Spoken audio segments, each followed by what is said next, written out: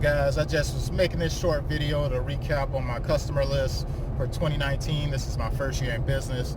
I went from 0 customers in September of 2018 to 70 customers within the season, and that was awesome. I did have issues, a lot of different issues that I kind of didn't forecast and plan for, and I lost customers. I lost customers off of not, holding up my end of the bargain, communicating a bit better. So first thing is, some of my equipment went down. That was one of those things where it was hard to get around. So imagine if you start out with a push more, you gain customers, you gain about 10 customers. By 0 turn, which is, instead of 21 inches, you're cutting 52 inches now. So I was cutting more space, so I was able to gain more customers and knock out more properties.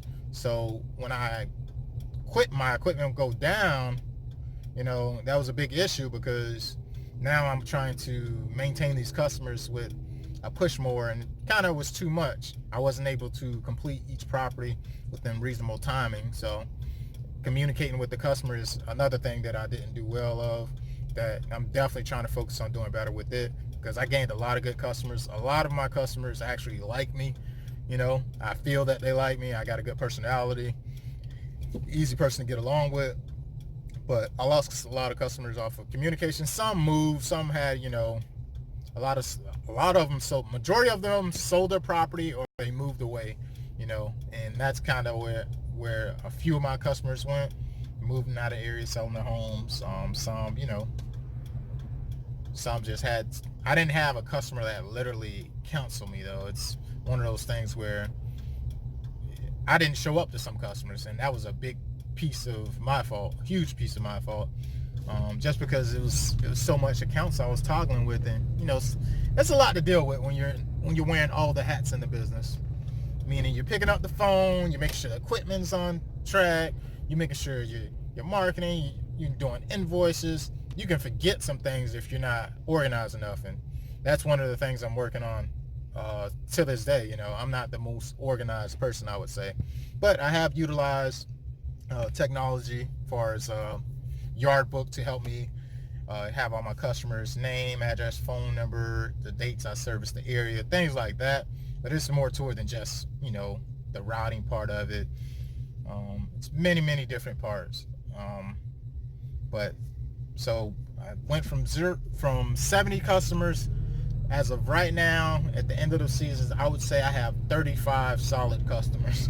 That you're like, whoa, how do you have half of the customers you had?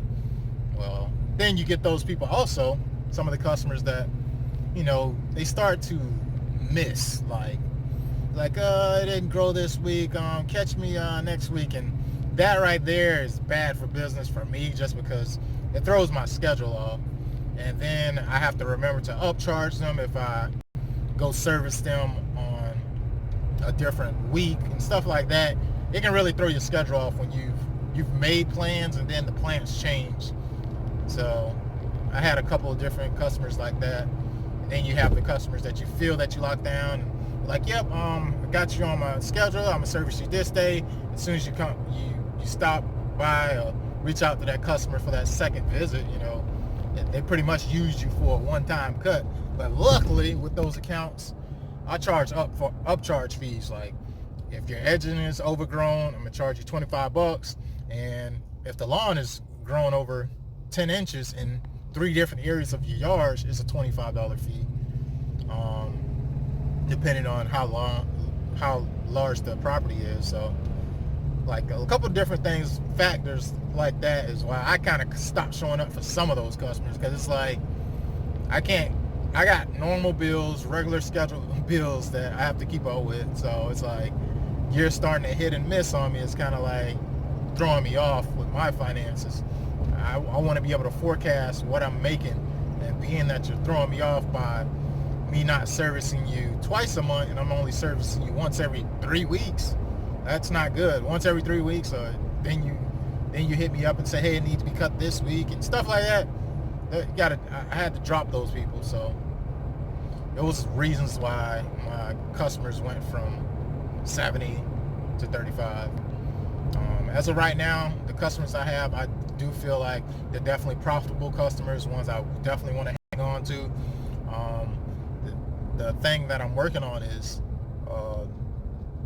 some more marketing to the neighbors, because I gotta build my route in those areas to help, the business with the drive time and stuff like that. Because to be honest with you, I'm taking a big swallow as far as commuting. It takes me about 40 minutes to get to work, to my service area, to start servicing my properties. That's 2 hours out of my day.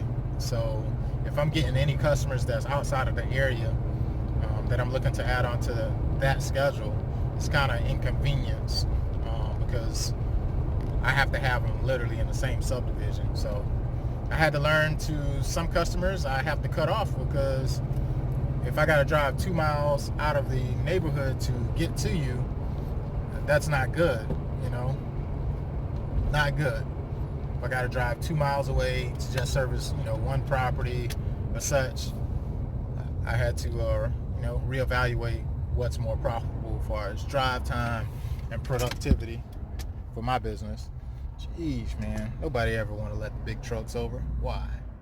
Those short videos here in the future, probably the next few days, to just kind of give you guys how my season went, and hopefully you can learn from it and, figure out how to move better with the next season, 2020.